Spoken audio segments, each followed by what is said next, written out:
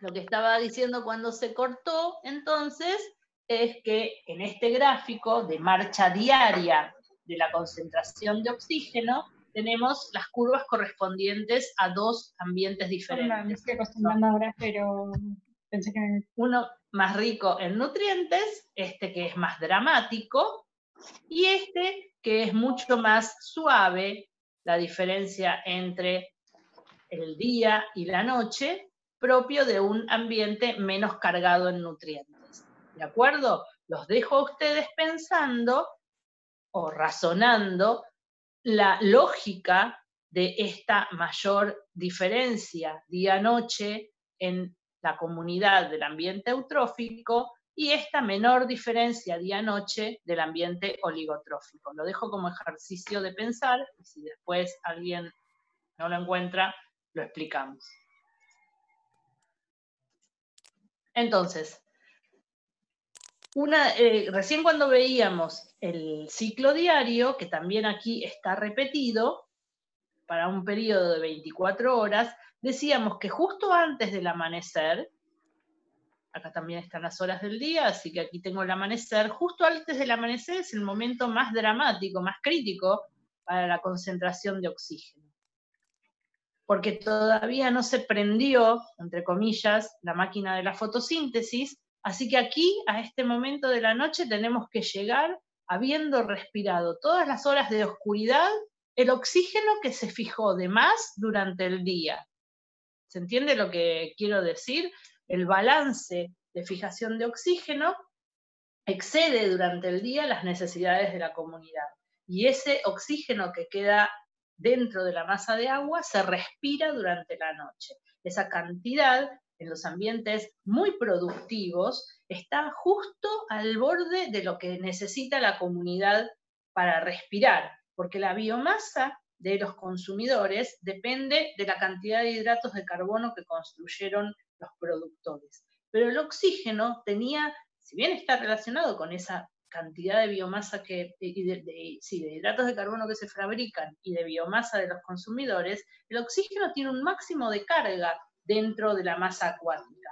Y si sobrepasa ese máximo de carga, empieza a disipar hacia la atmósfera.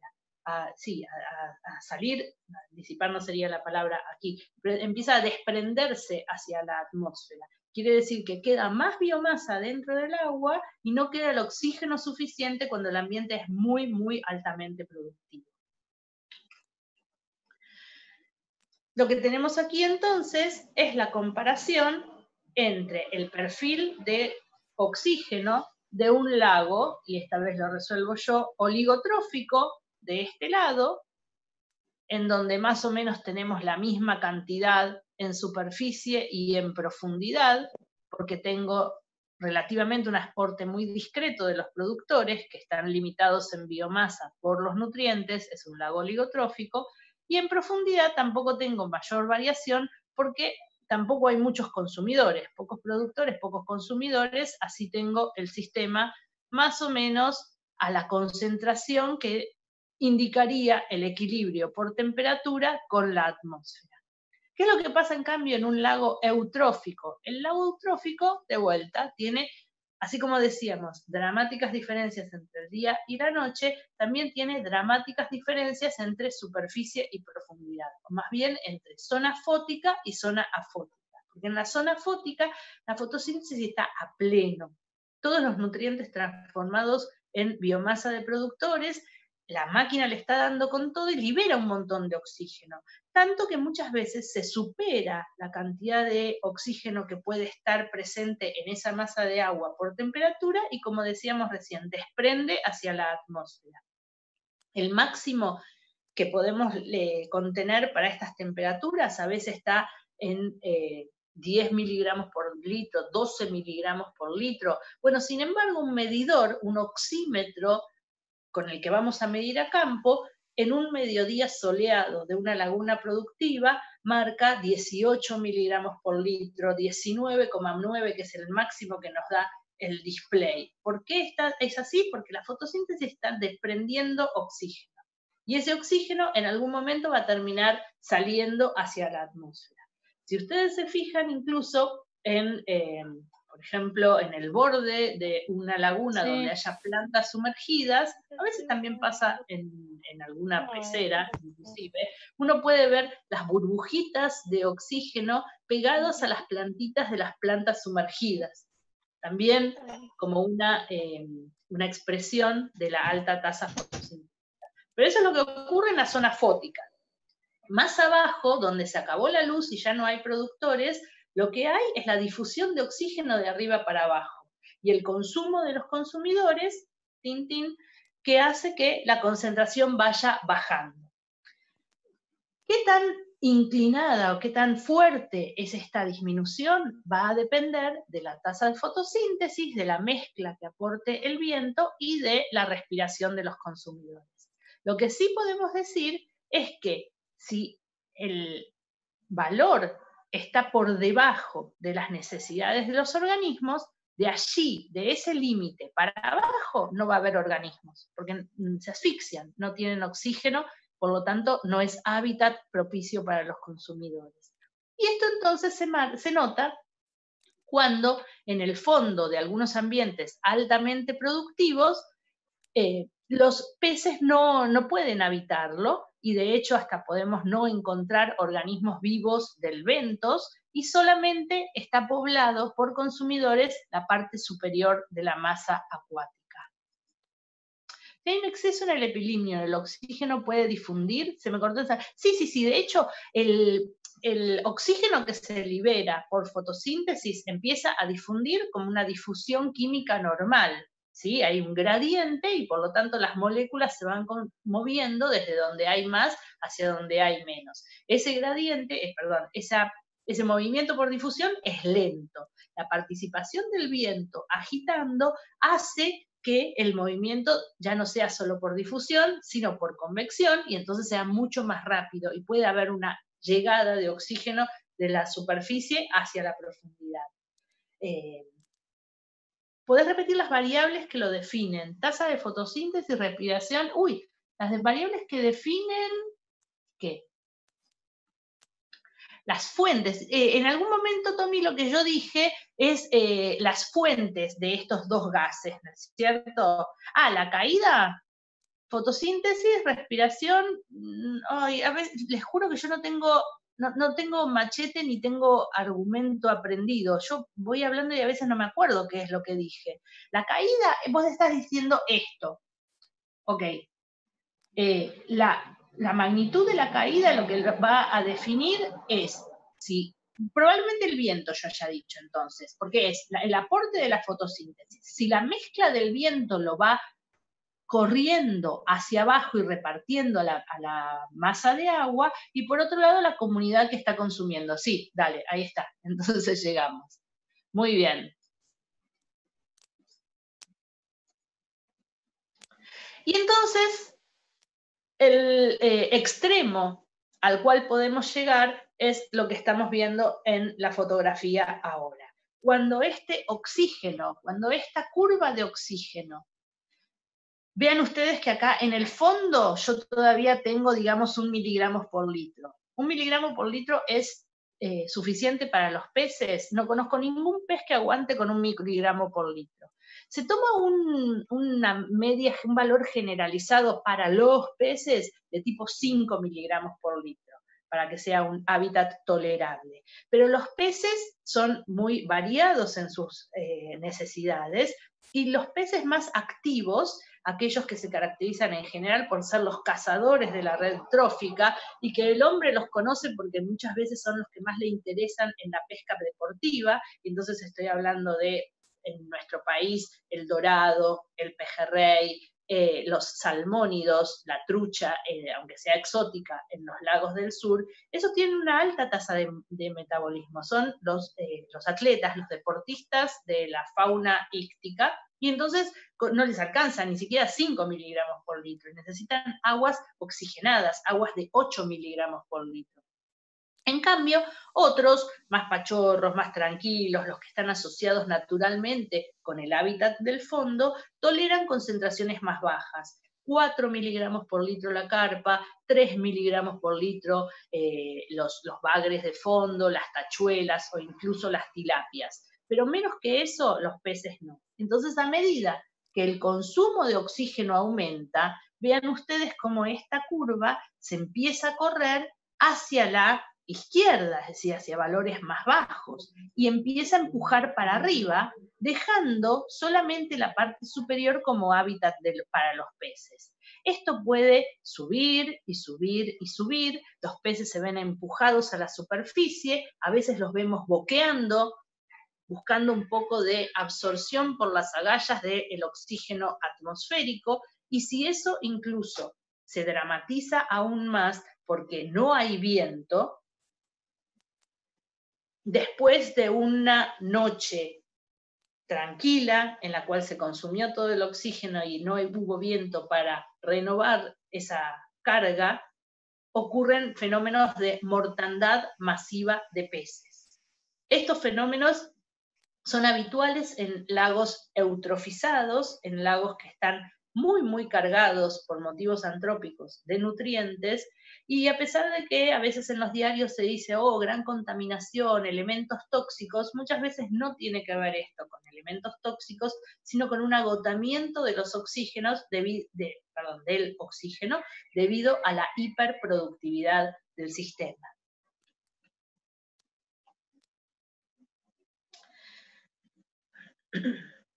Y respecto del oxígeno en el fondo y su agotamiento por la descomposición de la materia orgánica que se acumula, vean ustedes que esto es mucho más notable en los lagos profundos, en los lagos en donde el hipolimnion es quieto, no hay gran intercambio con el epilimnion, y la acumulación de materia orgánica entonces sigue y sigue durante todo el verano y llega a agotar el oxígeno del fondo. ¿Esta situación se mantiene? Sí, se mantiene, pero ¿hasta cuándo se mantiene? Se mantiene hasta el evento de mezcla. Cuando la estratificación térmica del verano se rompe por la igualación de temperaturas por disipación del calor hacia la atmósfera y la acción del viento que puede accionar sobre toda la columna de agua, esa ruptura de la mezcla refresca las aguas del fondo. Y cuando digo refresca me estoy refiriendo en este caso metafóricamente a la concentración de oxígeno.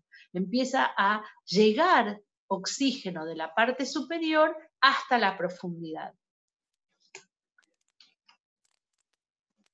Veamos entonces ahora en un rápido recorrido cómo es el ciclo anual: primavera, verano, otoño, invierno, y yo mientras tanto espío alguna pregunta. En el gráfico se presenta concentración de oxígeno. Esa fue una curva de temperatura, y ahora vamos a verla de vuelta, la de temperatura, porque estaba en una circunstancia de mezcla en ese caso. Entonces, tenemos acá primavera, verano, otoño e invierno. Tenemos la mezcla de primavera, estoy hablando de un lago oligotrófico, y en el momento de mezcla entonces tengo el perfil de oxígeno en profundidad y en superficie equilibrado, con la misma concentración que corresponde a la concentración máxima para esta temperatura.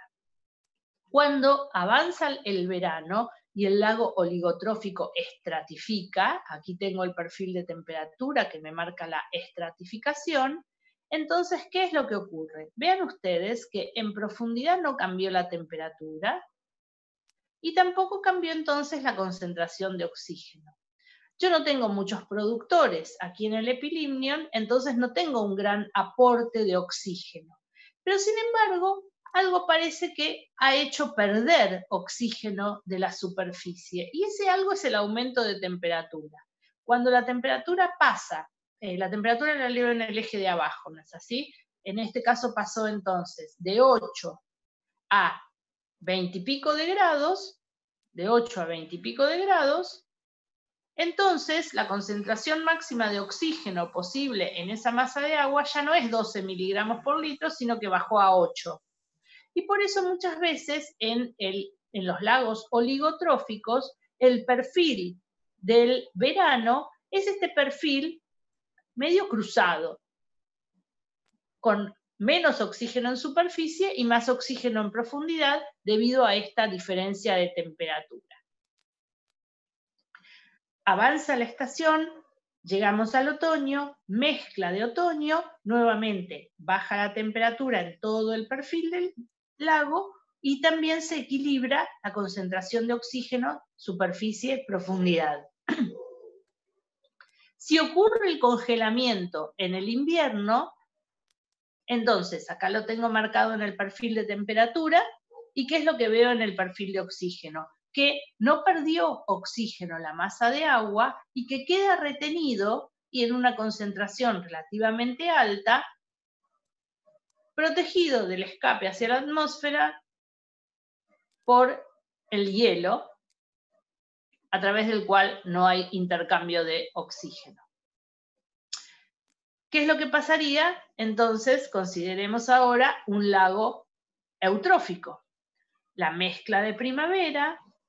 ¿Y qué pasa en el eutrófico durante la estratificación del verano? Bueno, yo tengo una producción fotosintética de los productores que sostiene este valor y de hecho que está recargando el epilimnion de oxígeno todos los días, pero tengo un gran consumo de la comunidad en el fondo. Esta curva es súper dramática porque vean ustedes que ya a mitad de profundidad del lago alcanzó el 0.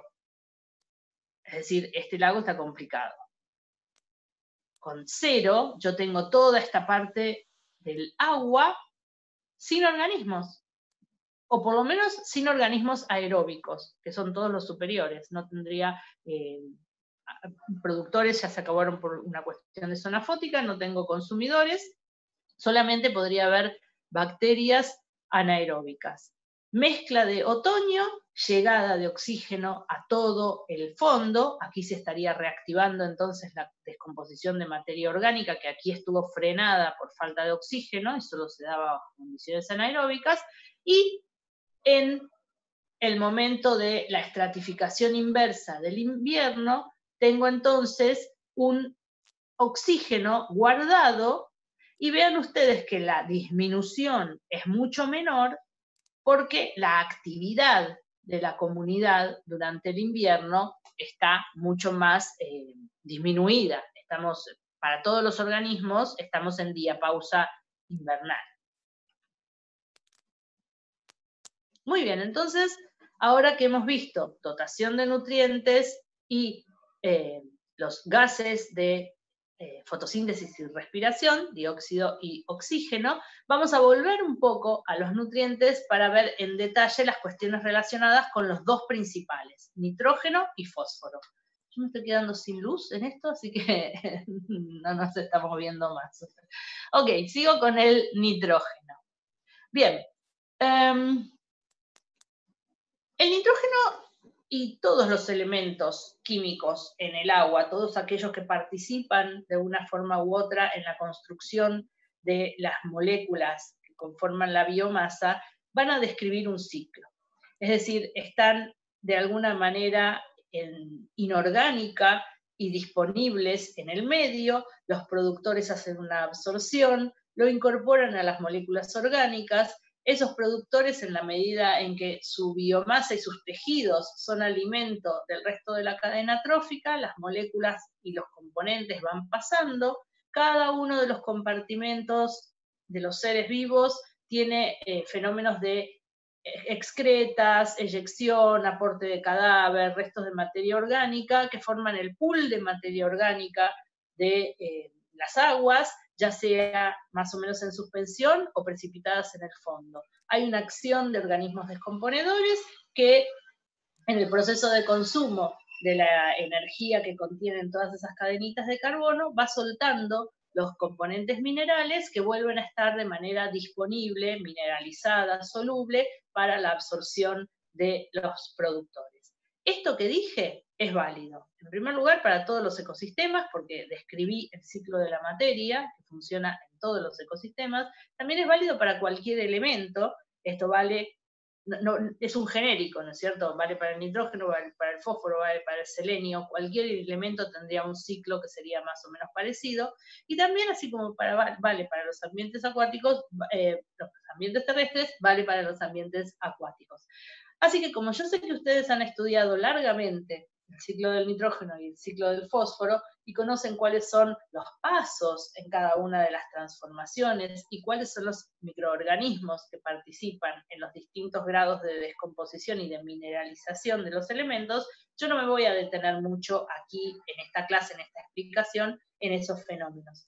Si ustedes en las filminas pueden ver que están detallados. Por ejemplo, acá tenemos las distintas formas de nitrógeno, la asimilación por parte de las algas, el pasaje en la cadena trófica, la eliminación de excretas, la mineralización, todos los procesos que ustedes conocen, tanto para el nitrógeno como para el fósforo.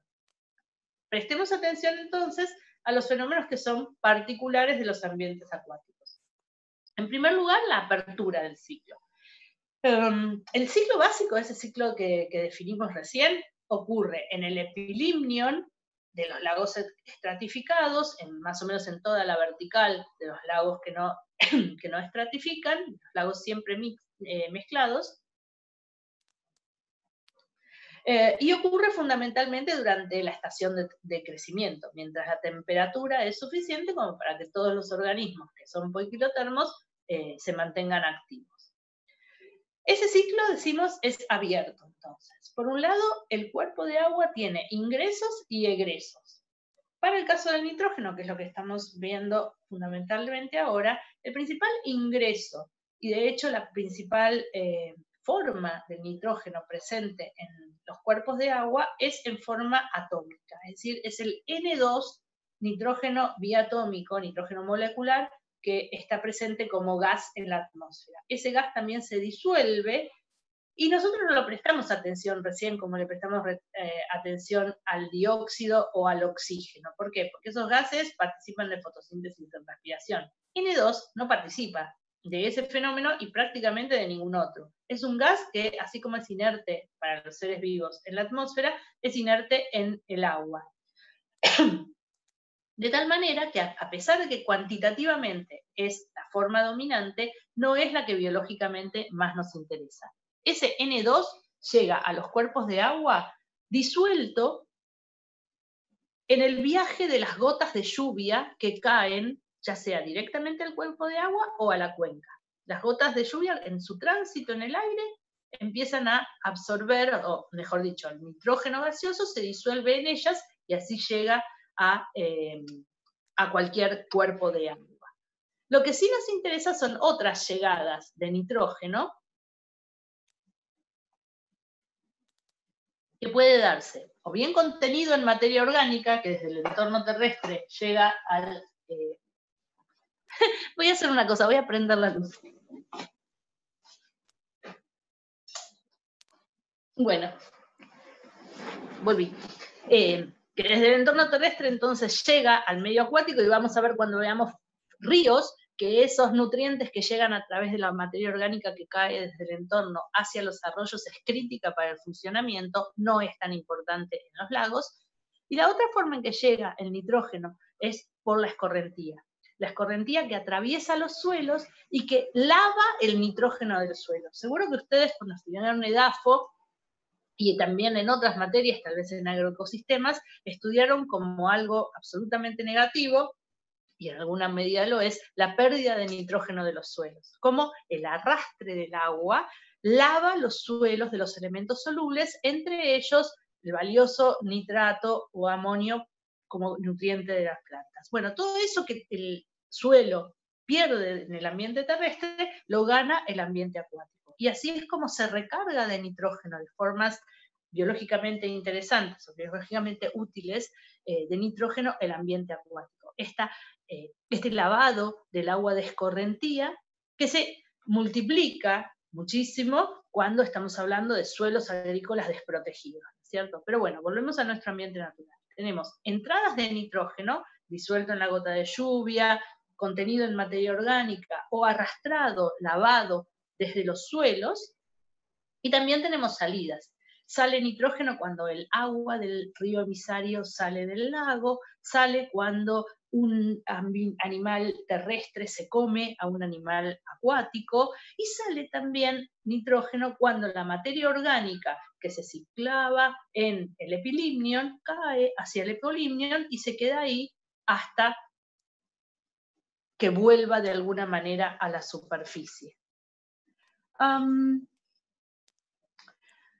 De vuelta tenemos que ver diferencias entre la cantidad, la distribución y las formas de nitrógeno entre ambientes oligotróficos y eutróficos. Y ahora yo les pregunto a ustedes, antes lo dije, cuál era el oligotrófico, cuál es el eutrófico. Aquí tengo dos perfiles. Mírenlos porque quiero que identifiquen cuál es el perfil que corresponde a un ambiente eutrófico y cuál corresponde a un ambiente oligotrófico. Voy a esperar a que me contesten.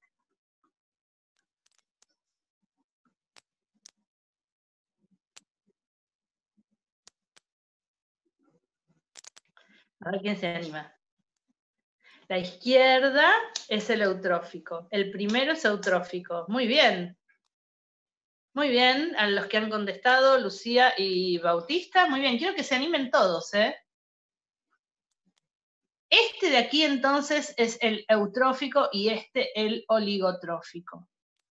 Bueno, yo lo pude haber descubierto por distintas pautas, porque de vuelta vuelvo a una idea que es central en esta clase y que es la que van a desarrollar en el trabajo práctico. Las variables están anidadas, las variaciones se dan de manera conjunta. Entonces, ¿qué es lo que me da la pauta de que este es el oligotrófico? Vean que dice aquí hipolimnion oxigenado. En cambio, el otro dice hipolimnion anóxico, y eso es lo que acabamos de aprender, que en general los lagos altamente productivos tienen baja concentración de oxígeno en el fondo. Así que este es entonces el poco productivo y este es el muy productivo.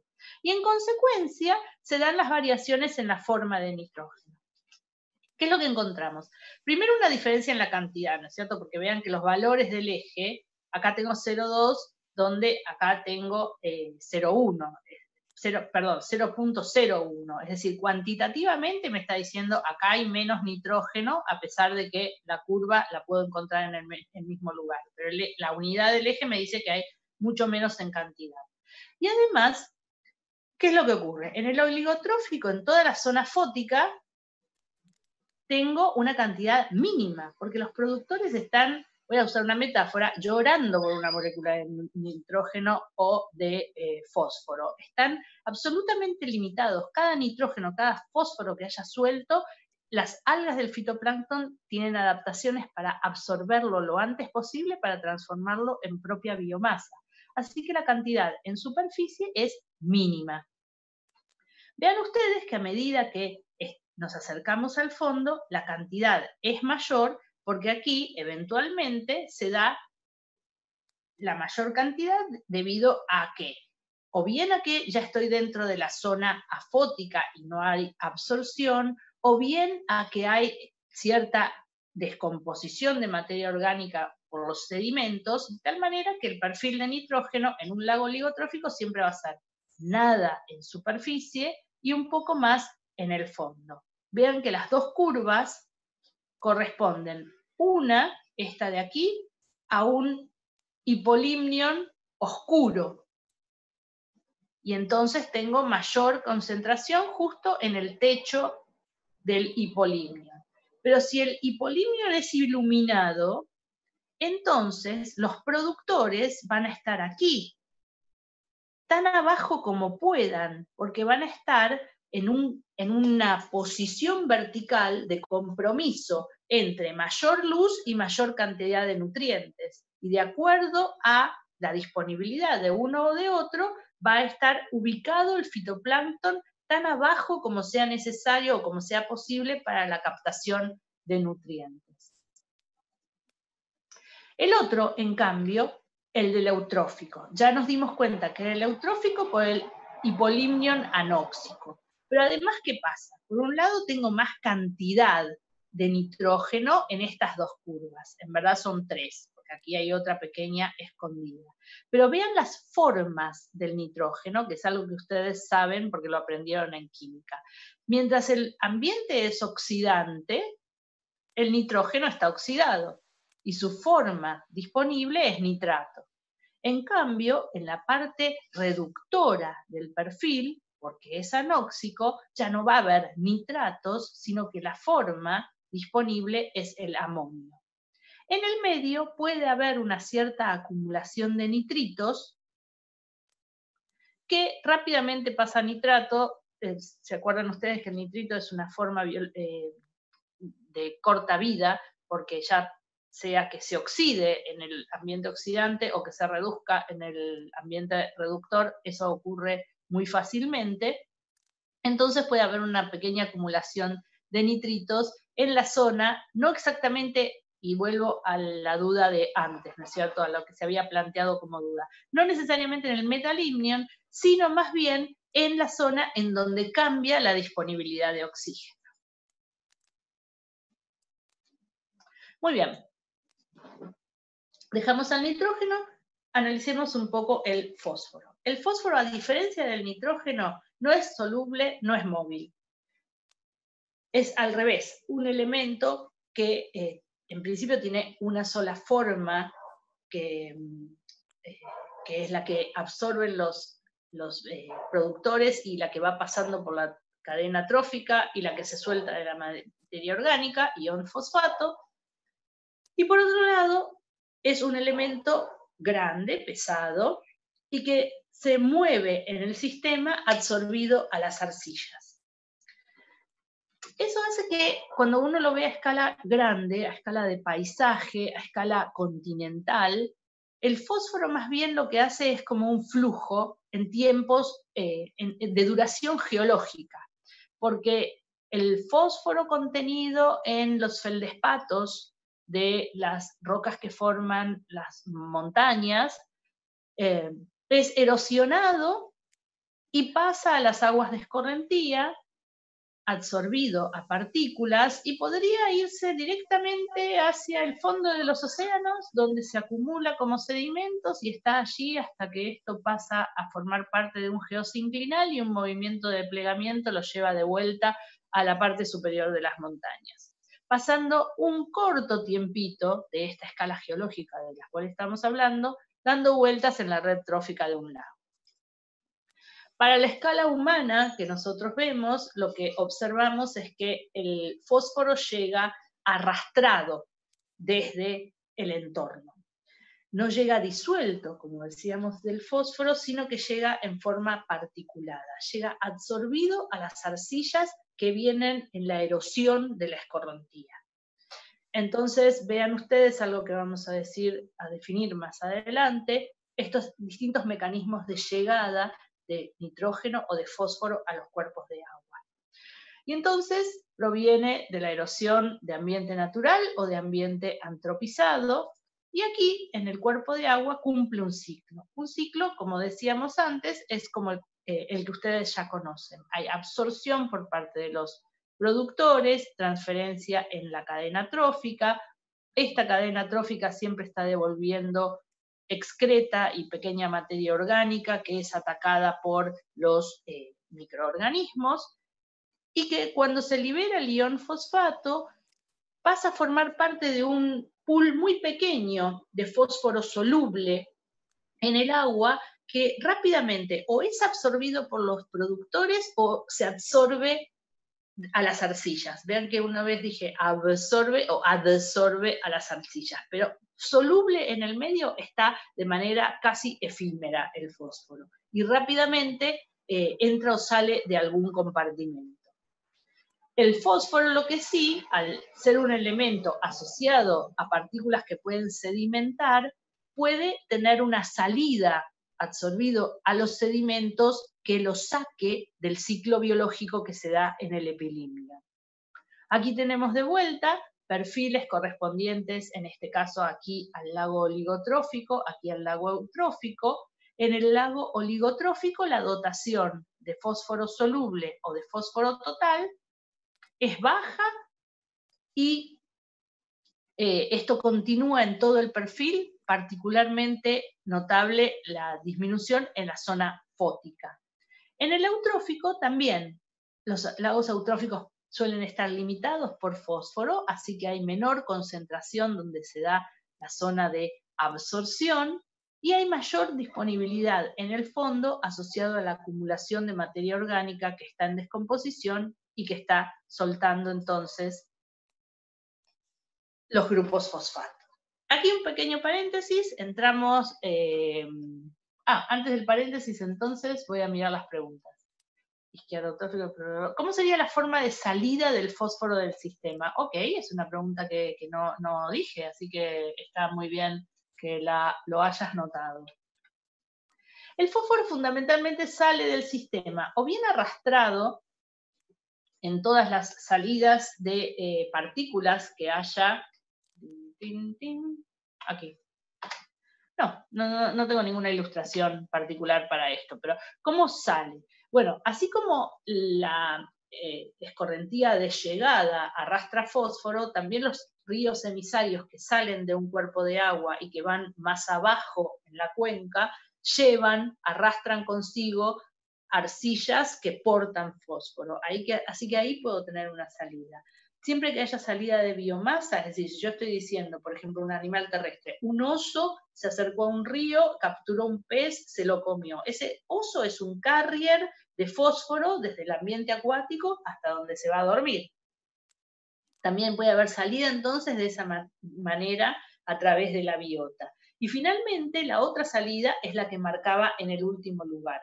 Cuando la materia orgánica o las arcillas que están en suspensión sedimentan hacia el fondo, precipitan hacia el fondo, el fósforo sale del epilímnion en donde participaba de la ruedita biológica y queda inmovilizado en el fondo.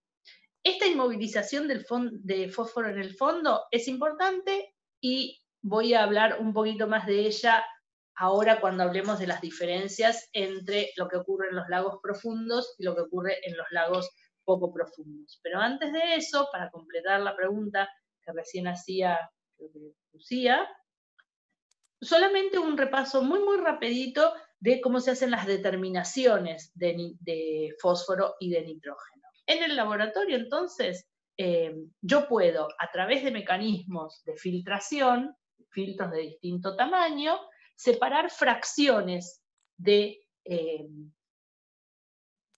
ya sea, de elementos que atraviesan el filtro, y entonces yo lo llamo a eso elemento soluble, pasó mi filtro ultra pequeño, y lo que quedó retenido arriba va a constituir lo que queda de manera particulada.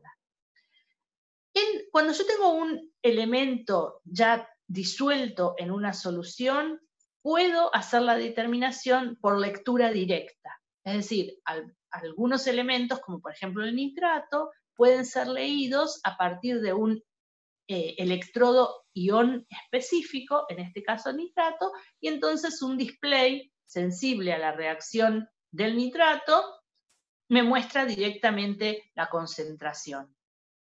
Si no, si yo tengo el pool de la muestra, es decir, si yo en mi muestra tengo un poquito de fitoplancton, algo de materia orgánica disuelta y todo el elemento que está contenido en el agua, entonces lo que hago es una destrucción de la materia orgánica para que todo pase a la misma forma, ya sea de nitrógeno o de fósforo, y luego ese juguito que me quedó remanente lo pongo en un espectrofotómetro en donde mi muestra va a ser atravesada por un haz de luz con una longitud de onda que yo elijo, porque es la que corresponde a la absorción de la molécula que quiero leer. Esto es algo que gracias a los químicos que me precedieron está escrito, yo sé qué longitud de onda es la que más